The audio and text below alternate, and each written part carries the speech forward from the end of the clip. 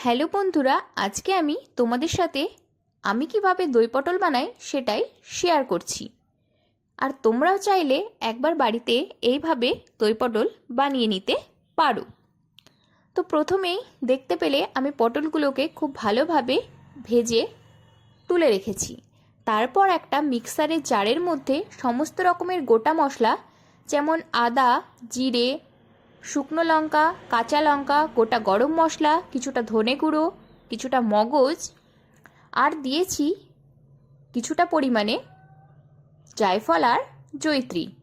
এবার কড়াইতে তেল দিয়ে তার মধ্যে টমেটো কুচি, একটা শুকনো লঙ্কা আর কিছুটা তেজপাতা দিয়ে বেটে রাখা মশলাটাকে এর মধ্যে দিয়ে দিলাম। এবার মশলাটাকে খুব ভালোভাবে কষিয়ে নিতে হবে।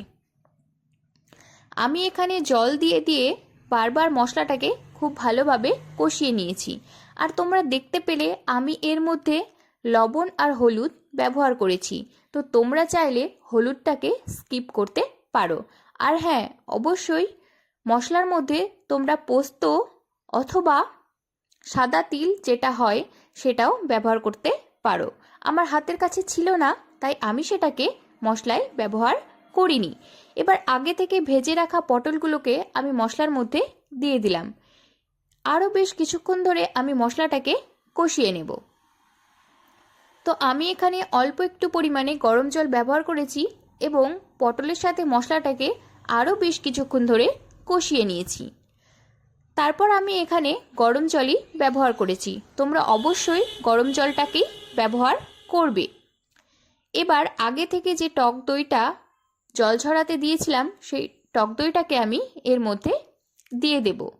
তোমরা যদি টক দইটাকে জল ঝরিয়ে না রাখো তাহলে অবশ্যই একটা চামচের সাহায্যে আর একটু লবণ দিয়ে টক দইটাকে ভালোভাবে ফেটিয়ে নিতে পারো। তো সব শেষে আমি এর মধ্যে ব্যবহার করেছি সামান্য পরিমাণে ঘি। তোমরা এখানে গরম মশলা ব্যবহার করতে পারো। আমি যেহেতু গোটা গরম মশলা দিয়েছিলাম সেই জন্যে আমি আর এখানে গরম মশলাটা ব্যবহার করিনি। তো এভাবে রেডি হয়ে গেল দই পটল। যদি আমার ভিডিওটি ভালো লেগে থাকে আর আমার রেসিপিটি ভালো লেগে থাকে তাহলে অবশ্যই তোমরা বাড়িতে একবার ট্রাই করে দেখো।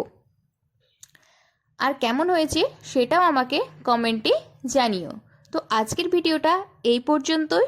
সবাই খুব ভালো থেকো, সুস্থ থেকো আর সাবধানে থেকো। আজকের মতো টাটা।